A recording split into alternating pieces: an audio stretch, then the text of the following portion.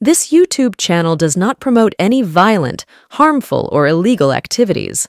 All content provided by this channel is meant for an educational purpose only.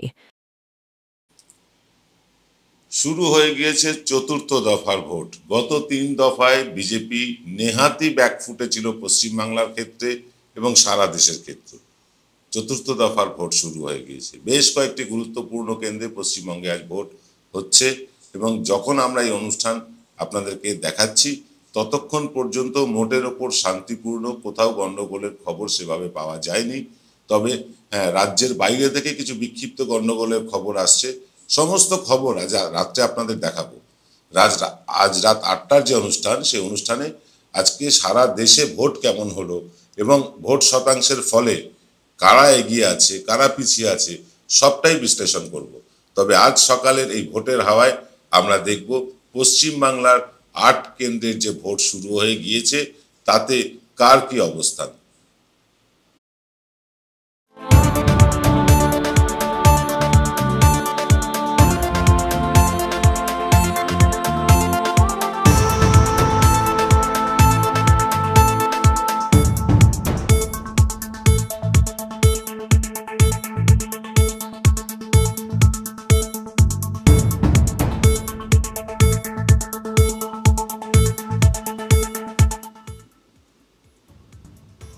আজ 13ই মে, চতুর্থ দফার vote. Vote শুরু হয়ে গিয়েছে কৃষ্ণনগর কেন্দ্রে, ভোট শুরু হয়ে গিয়েছে রানাঘাট কেন্দ্রে, বোলপুর, ভোট চলছে বীরভূম কেন্দ্রে, ভোট চলছে বহরমপুর কেন্দ্রে, পূর্ব বর্ধমানে ভোট চলছে শান্তিপূর্ণভাবে এবং বর্ধমান, দুর্গাপুর এখানেও ভোট চলছে। শেষ আসন আজকের আসানসোল। এই 8টি কেন্দ্রে ভোট কিন্তু চলছে মোটের ওপর শান্তিপূর্ণভাবে। এই মোটের ওপর শান্তিপূর্ণ ভোট যে সারা দিন কতটা শান্তিপূর্ণ থাকবে তা নিয়ে আমরা বিস্তারিত আলোচনা করব ভোট শেষ হওয়ার পর। কারা কত আসন পাচ্ছে, কাদের কত আসনে এগিয়ে থাকছেন, কারা পিছিয়ে পড়েছেন, সবটাই বলবো। কারণ আমাদের বুথ ফেরত সমীক্ষার কাজ কিন্তু ইতিমধ্যেই শুরু হয়ে গিয়েছে। যারা ভোট দিয়ে বেরোচ্ছেন তাদের সাথে আমাদের প্রতিনিধিরা কথা বলছেন, কথা বলে তথ্য সংগ্রহ করছেন। এই বুথ ফেরত সমীক্ষা আমরা সম্পূর্ণ দফার ভোট শেষ হওয়ার পর দেখাবো। তবে এই মুহূর্তে পশ্চিমবঙ্গের যে 8টি কেন্দ্রে ভোট হচ্ছে তার মধ্যে বহরমপুর কেন্দ্রটা সবচেয়ে বেশি ইন্টারেস্টিং। এখানে বহরমপুর কেন্দ্রে যারা প্রতিদ্বন্দ্বিতা করছেন আমরা আসুন তাদের সাথে একবার পরিচয় করে নিই।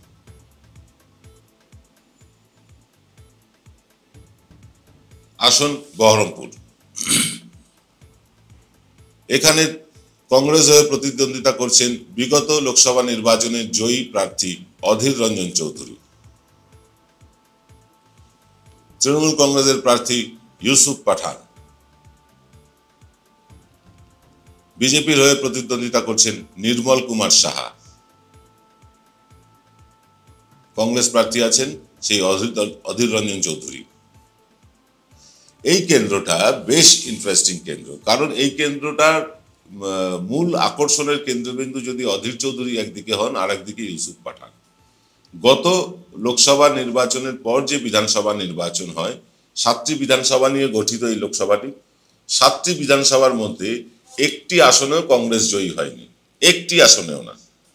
6টি আসনে জিতেছিল তৃণমূল কংগ্রেস, একটি আসন বহরমপুর আসনটি মানে বহরমপুর লোকসভা কেন্দ্রের বহরমপুর বিধানসভা আসনটি পেয়েছিল বিজেপি। এবার এখানে থেকেই অনেক প্রশ্ন উঠেছে যে যেখানে 51% মুসলিম ভাষা জাতির লোক, সেখানে বহরমপুরের মতন আসন অধীর রঞ্জন চৌধুরীর আশীর্বাদ ছাড়া বিজেপির পক্ষে জেতা সম্ভব না, এমনটাই কিন্তু কথা উঠেছিল। সত্য মিথ্যে জানি না, সে কথা নিয়ে কিন্তু তোলপাড় হয়েছিল বঙ্গ রাজনীতি। কারণ বহরমপুর কংগ্রেসের গড় বলা হয়, অধীর দুর্গ বলা হয়। সেই দুর্গেই কি করে পদ্মফুল ফুটলো এ নিয়ে প্রশ্নচিহ্ন বিভিন্ন মহলে। তাই এবার এই পদ্মফুল কত ভোট কংগ্রেসের থেকে কেটে নেবে তার উপর অনেকটাই নির্ভর করছে। নাকি পদ্মফুল তার কৃতজ্ঞতা স্বরূপ যে ভোটটা বিধানসভায় তারা কংগ্রেসের মদতপুষ্ট হয়ে পেয়েছিল বা আরএসপির মদতপুষ্ট হয়ে পেয়েছিল, সেই ভোটটা তারা ফিরিয়ে দেবে কিনা, কংগ্রেসকে উপহার দেবে কিনা, এটা কিন্তু একটা ফ্যাক্টর। বহরমপুর কেন্দ্রে এখানে মূল ফ্যাক্টর বিজেপি। বিজেপি যদি এখানে ভোট ভালো পায় তাহলে কিন্তু কংগ্রেসের অবস্থা সঙ্গীন হবে। বিজেপি যদি কম ভোট পায় তাহলে হয়তো এখানে কংগ্রেস বেরিয়ে গেলেও যেতে পারে। এই আসনটি প্রথম থেকেই আমরা 50-50 রেখেছি। ভোটের দিন আজকেও আমরা 50-50 রাখছি। ভোটের পরে কিন্তু আসল কথাটা বোঝা যাবে। এইখানে এই কেন্দ্রে, বহরমপুর কেন্দ্রে অধীর চৌধুরী দীর্ঘদিন ধরে এখানে জিতে আসছেন এবং দীর্ঘদিনের সাংসদ, জনপ্রিয় মুখও বটে, কিন্তু সেই জনপ্রিয়তা মানে ভাটা পড়েছে এবং তার সংগঠনে ভাটা পড়েছে তৃণমূলের উত্থানের পর। তৃণমূল এখানে যেভাবে সংগঠন করেছে এবং গত বিধানসভায় মানে 7টার মধ্যে 6টা বিধানসভাতেই তারা জিতে নিয়েছে, তাতে কিন্তু চিন্তার ভাঁজ পড়েছে কংগ্রেসের কপালে। বামপন্থীরা এখানে কংগ্রেসকে সমর্থন করছেন, কিন্তু কতজন বামপন্থী হাত চিহ্নে ভোট দেবেন, কারণ যারা আদি বামপন্থী তারা হাত চিহ্নে আদৌ ভোট দেবেন কিনা সে নিয়ে কিন্তু প্রশ্নচিহ্ন সর্বত্র আছে। অধুনা যারা বামপন্থী, যারা বামপন্থার ইতিহাস পড়েনি, বামপন্থা যারা সেভাবে পড়াশুনো করেননি, জানেন না, তারা হয়তো হাত চিহ্নে ভোট দিলেও দিতে পারেন। কিন্তু যে বামপন্থীদের সাথে কংগ্রেসের একসময় প্রবল দ্বৈরথ ছিল, প্রবল বিরোধিতা ছিল, সেই বামপন্থীরা কতটা হাত চিহ্নে গিয়ে ভোট দেবেন সেটা কিন্তু একটা প্রশ্নচিহ্নের মুখে আছে। তাই অধীর চৌধুরীর কপালে চিন্তার ভাঁজ বাড়ছে, তার টেনশন বাড়ছে। এখনো পর্যন্ত তার উত্তেজনার বহিঃপ্রকাশ আমরা দেখিনি যখন অনুষ্ঠান করছি, কিন্তু বেলা বাড়লে তার যে উত্তেজনার বহিঃপ্রকাশ ঘটবে না এটা নিশ্চিত করে বলতে পারছি না। আসুন চলে আসবো পরবর্তী আসনে।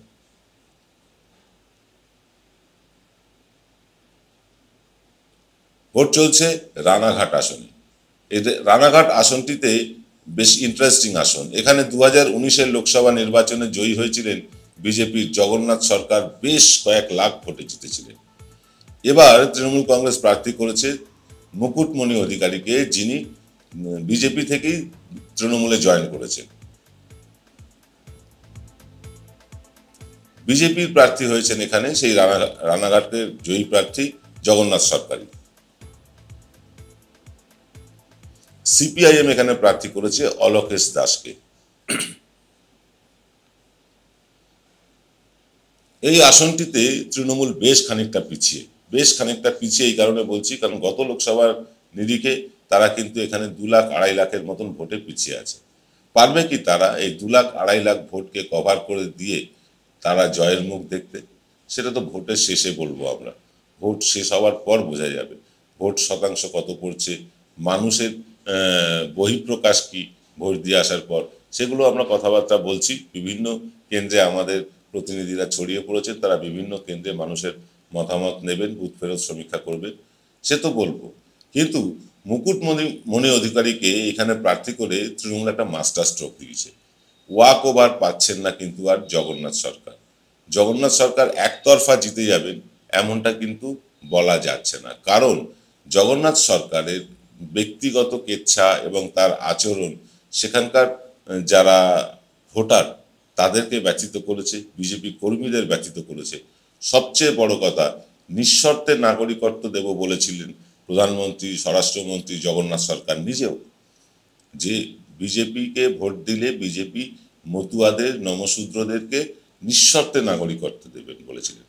কিন্তু এখন যখন সিএএ লাগু হয়ে গিয়েছে তখন দেখা যাচ্ছে একগুচ্ছ শর্ত রাখা হয়েছে, যে শর্ত পালন করে নাগরিকত্ব পাওয়া কোনো মতুয়া বা কোনো নমশূদ্রের পক্ষে একেবারেই সম্ভব না। এই রকম একটা পরিস্থিতিতে ভোট হচ্ছে এখানে। ভোটের ফল কি হবে সেটা আমরা ভোটের পরেই বলতে পারবো। চলে আসবো পরবর্তী আসনে। আজকের পরবর্তী আসন যেখানে ভোট চলছে কৃষ্ণনগর। এই আসনটিও বেশ ইন্টারেস্টিং। 2019-এ এই আসন থেকে তৃণমূল কংগ্রেসের প্রার্থী মহুয়া মৈত্র জয়ী হয়েছিলেন। এইবার তাকেই প্রার্থী করেছে তৃণমূল কংগ্রেস। বিজেপির প্রার্থী হয়েছেন তথাকথিত রাজমাতা অমৃতা রায়। সিপিআইএম প্রার্থী SM সাদিক।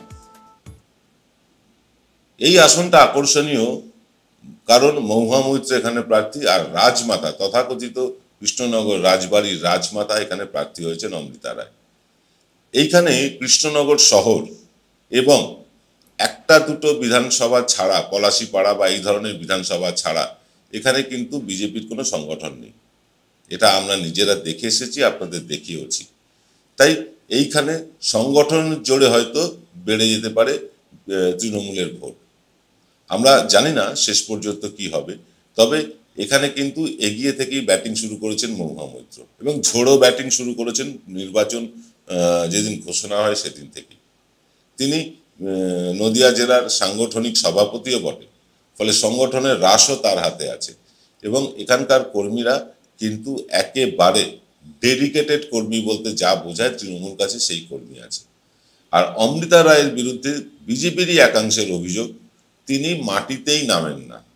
তিনি পেশায় হয়তো ফ্যাশন ডিজাইনার বা এরকম কিছু, সে ঠিক আছে, কিন্তু তার বাড়িতে, রাজবাড়িতে, তার বাড়িতে মানে তাদের রাজবাড়িতে যে পুজো হয় সেই পুজোতে পর্যন্ত তিনি এসে জনসংযোগ করেন না এবং ভোটের প্রচারে তাকে জনসংযোগে সেভাবে দেখাও যায়নি। যেভাবে মহুয়া মৈত্র ছুটে বেরিয়েছেন পুরো কৃষ্ণনগর লোকসভা কেন্দ্রটা, তার সিকিভাগও দৌড়তে পারেননি অমৃতা রায়। এখানে প্রধানমন্ত্রী দুবার সভা করেছেন, তারপরেও কি জিততে পারবেন মহুয়া মৈত্র? তার ফল দেখবো আমরা 4 জুন, কিন্তু আজ রাতে সেটা নিয়ে একটা বিশেষ পর্যালোচনা করব। চলে আসব পরবর্তী আসনে। পরবর্তী আসন বোলপুর। 2019-এ এই বোলপুর কেন্দ্র থেকে জয়ী হয়েছিলেন তৃণমূল কংগ্রেসের অসিত কুমার মাল। তৃণমূল কংগ্রেস এবার তাঁকেই প্রার্থী করেছেন, অত্যন্ত সজ্জন মানুষ অসিত কুমার মাল তৃণমূল কংগ্রেসের প্রার্থী। বিজেপি প্রার্থী করেছেন তরুণ মুখ প্রিয়া সাহাকে, আর সিপিআইএম এর প্রার্থী এখানে শ্যামলী প্রধান। বোলপুর আসন নিয়ে বলবার বিশেষ কিছু নেই, কারণ বোলপুরে তৃণমূলের একচ্ছত্র আধিপত্য। অনুব্রত মণ্ডল না থেকেও আছেন এখানে, অনুব্রত মণ্ডলের অনুগামীরা এবার আছেন। তারা ভোট মানে পুরো প্রক্রিয়াটা চালিয়ে তারা জয় দলের হাতে তুলে দিতে পারবেন কিনা সে নিয়ে কোনো সন্দেহ নেই ঠিকই, কিন্তু এইখানে একটা ফ্যাক্টর আছে ঠিকই, সেটা হচ্ছে অনুব্রত মণ্ডলের জেলে যাওয়া। বেশ কিছু সাধারণ ভোটারদের মনে হয়েছে অনুব্রত মণ্ডল নিঘাত কোনো অন্যায় করেছেন, তাই তাকে জেলে পাঠানো হয়েছে। আবার একদল বলছেন যে না, অনুব্রত মণ্ডলের বিরুদ্ধে এখনো কোনো তথ্য প্রমাণ পাওয়া যায়নি, চার্জশিট পেশ করা হয়নি, তাই তাকে অপরাধী বলা যাবে না। শেষ পর্যন্ত কি হবে সে তো বলবে ভোটের রেজাল্ট, আমরা অপেক্ষা করব তার জন্য। কিন্তু তার আগে নিয়ে নেব ছোট্ট একটা বিরতি। সেরাই যখন হাতের কাছে অন্যটা কেনই বা কিনি, আজ বাঙালির ঘরে ঘরে একটাই নাম সুন্দরিনী। সুন্দরিনী সুন্দরিনী সুন্দরিনী সুন্দরিনী। জয়গুরু রত্নভান্ডার জ্যোতিষীমা, এখানে গোল্ড মেডেলিস্ট জ্যোতিষী বসেন। হাই কোয়ালিটির আসল গ্রহরত্ন সবচেয়ে কম দামে এখানে পাওয়া যায়। স্থান বেলঘড়িয়া রানীপার্ক বটতলা 2 নম্বর রেলগেটের নিকটে। 9681345722 এবং 9007778922। আকাশগঙ্গা ক্যাটারার আপনার বাড়ির যে কোনো অনুষ্ঠান, বিবাহ, অন্নপ্রাশন, অফিস পার্টি, বিবাহ বার্ষিকীর অতিথি আপ্যায়নের বিশ্বস্ত প্রতিষ্ঠান আকাশগঙ্গা ক্যাটারার। আমাদের ফোন নাম্বার হলো 8240033987। ফিরলাম বিরতির পর। আপনারা দেখছেন এনকে ডিজিটালের প্রভাতী অনুষ্ঠান ভোটের হাওয়া। দেখুন, আমরা বেশ কিছু আসন নিয়ে আলোচনা করছি, যে আসনগুলোতে আজ ভোট হচ্ছে। ভোট কেমন হচ্ছে, ভোট কেমন হলো, সবটা জানাবো আজকে রাত্রে, এবং এই ভোটের পর কারা এগিয়ে কারা পিছিয়ে তাও জানাবো। কিন্তু তার আগে জেনে নেব আজকের পরবর্তী আসনের হাল হাকিকত। আজকের পরবর্তী আসন বীরভূম। বীরভূমে এখান থেকে জয়ী হয়েছিলেন 2019-এর লোকসভা নির্বাচনে তৃণমূল কংগ্রেসের শতাব্দী রায়। তৃণমূল কংগ্রেস এখানে আবার শতাব্দী রায়কেই প্রার্থী করেছে। কংগ্রেস প্রার্থী মিল্টন রশিদ।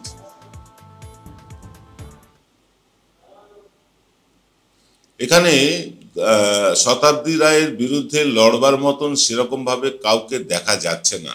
মোটামুটি ওয়াক ওভার পেতে চলেছেন। শতাব্দী রায় আমাদের সমীক্ষাতেই আমরা বলেছিলাম, এবং 4 বার তিনি এখানে টিকিট পেলেন। এই নিয়ে গত 3 বার তিনি এখানে টিকিট পেয়েছেন। কাজকর্মের নিরিখে তিনি অনেকের থেকেই এগিয়ে আছেন। তাই এই আসনটিতে নতুন করে কিছু বলবার নেই। শতাব্দী রায় অনেকটা এগিয়ে থেকে খেলা শুরু করেছেন। ভোটের শেষে জানা যাবে কি খেলা হলো, কেমন খেলা হলো। চলে আসবো পরবর্তী আসনে। পরবর্তী আসন বর্ধমান পূর্ব। বর্ধমান পূর্বে 2019-এ এখান থেকে তৃণমূল কংগ্রেসের হয়ে প্রতিদ্বন্দ্বিতা করেছিলেন সুনীল কুমার মণ্ডল। তৃণমূল কংগ্রেস এবার প্রার্থী করেছে শর্মিলা সরকারকে। বিজেপির প্রার্থী, যিনি হরিণঘাটায় বিধায়ক বিজেপির, তিনি বিজেপির হয়ে প্রতিদ্বন্দ্বিতা করছেন সুদূর বর্ধমান পূর্ব কেন্দ্রে অসীম কুমার সরকার। সিপিআইএম এর প্রার্থী এখানে নীরব খান। এই আসনটিতে হরিণঘাটা থেকে হরিণঘাটার বিধায়ককে তুলে নিয়ে যাওয়া হয়েছে বর্ধমানে তাকে প্রতিদ্বন্দ্বিতা করতে দেওয়া হয়েছে। তিনি আবার কবি গান করেন, নানা রকম অশ্লীল কথাবার্তা বলেন, এবং তিনি মতুয়াদেরকে নিঃশর্তে নাগরিকত্ব দেওয়ার কথা বলেছিলেন। তাই নিঃশর্তে নাগরিকত্ব না দিয়ে তিনি বর্ধমান পূর্বে লড়াই করতে গেছেন। লড়াইটা একচেটিয়া হয়ে যাবে। তৃণমূল কংগ্রেসের আগের প্রার্থী যিনি ছিলেন সুনীল কুমার মণ্ডল, তার বিভিন্ন চারিত্রিক কারণে তাকে আর টিকিট দেয়নি। টিকিট দেওয়া হয়েছে অপেক্ষাকৃত তরুণ মুখ শর্মিলাকে। এবং এখানে বলা যেতে পারে শর্মিলা সরকার অনেকের থেকে, সমস্ত প্রার্থীদের দেখে বেশ খানিকটা এগিয়ে থেকে খেলা শুরু করেছেন সংগঠনের জোরে। শেষ পর্যন্ত কি হয় দেখার জন্য আজকে রাতের অনুষ্ঠানটা দেখতে ভুলবেন না। চলে আসবো পরবর্তী আসনে। পরবর্তী আসন বর্ধমান দুর্গাপুর। দারুণ ইন্টারেস্টিং আসন, বলা যায় বহরমপুরের পরে সবচেয়ে ইন্টারেস্টিং আসন। 2019-এ এখানে কিন্তু বিজেপির হয়ে প্রতিদ্বন্দ্বিতা করেছিলেন SS আলুওয়ালিয়া, এবং তিনি জয়ীও হয়েছিলেন 1500 বা 2000-এর কাছাকাছি ভোটে। তৃণমূল কংগ্রেস এবার প্রার্থী করেছে তাদেরই রাজ্যসভার প্রাক্তন সাংসদ কীর্তি আজাদকে। বিজেপির প্রার্থী কি বলবো, এক এবং অদ্বিতীয় দিলীপ ঘোষ। সিপিআইএম এর প্রার্থী এখানে হয়েছেন ডক্টর সুকৃতি ঘোষাল।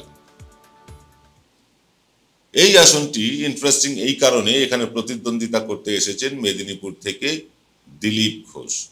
দিলীপ ঘোষ গত 3 বছর ধরে মেদিনীপুর আসন মাটি কামড়ে পড়েছিলেন এবং সংগঠনটা করেছিলেন। তাকে হঠাৎ তুলে নিয়ে যাওয়া হলো বর্ধমান দুর্গাপুরে। প্রথম তালিকাতেও তার নামে ঠাঁই হলো না, অর্থাৎ প্রথম যে তালিকা বিজেপি করেছিল ভোটার প্রার্থীদের, তাতে দিলীপ ঘোষের নাম ছিল না। দ্বিতীয় তালিকায় দিলীপ ঘোষের নাম দেখা গেল, এবং দিলীপ ঘোষকে পাঠানো হলো বর্ধমান দুর্গাপুর আসনে প্রতিদ্বন্দ্বিতা করতে, যেখানে SS আলুওয়ালিয়া 1.5 থেকে 2000 মাত্র কয়েকটি ভোটে জিতেছিলেন। একটা লোকসভার নিরিখে 1,500-2,000 ভোট মোটেও কিন্তু স্বাচ্ছন্দ্যদায়ক নয়। সেই রকম একটা কঠিন আসনে দিলীপ ঘোষকে পাঠানো হয়েছে, এবং এখানে লড়াই করছেন কীর্তি আজাদ, বিশ্ববরেণ্য ক্রিকেটার। তার একটা নিজস্ব ক্যারিশমা আছে, তার নিজস্ব একটা ভোট ব্যাংক আছে। এই কারণে তিনি নিজে একজন বড় ক্রিকেটার, বিশ্বকাপ জয়ী ক্রিকেট টিমের তিনি একজন অংশ এবং একটা সদস্য। সেই হিসাবে ক্রিকেট প্রেমী মানুষের কাছে তার একটা আলাদা গ্রহণযোগ্যতা আছে। কিন্তু আর তাছাড়াও এখানে কীর্তি আজাদ কিন্তু দিলীপ ঘোষের অনেক আগে থেকে সংগঠনের হাল ধরেছেন এবং কাজ করা শুরু করেছেন। দিলীপ ঘোষকে শেষ মুহূর্তে পাঠানো হয়েছে এখানে লড়াই করতে। লড়াইটা একেবারে অসম হয়ে গিয়েছে। দিলীপ ঘোষের কাছে এই আসনটি বোধহয় জীবনের সবচেয়ে কঠিনতম আসন। দিলীপ ঘোষ জিতবেন এই আসন থেকে নাকি কীর্তি আজাদ, আমরা সেটা পরিষ্কার জানতে পারবো আজ রাতে, কারণ ভোটটা হয়ে যাওয়ার পর মানুষের কথাবার্তা শুনে আমাদেরও একটা ধারণা হবে। সেই ধারণা থেকে আপনাদের জানাতে পারবো যে এই আসনে আসলে কে এগিয়ে রয়েছে। চলে আসবো পরবর্তী আসনে।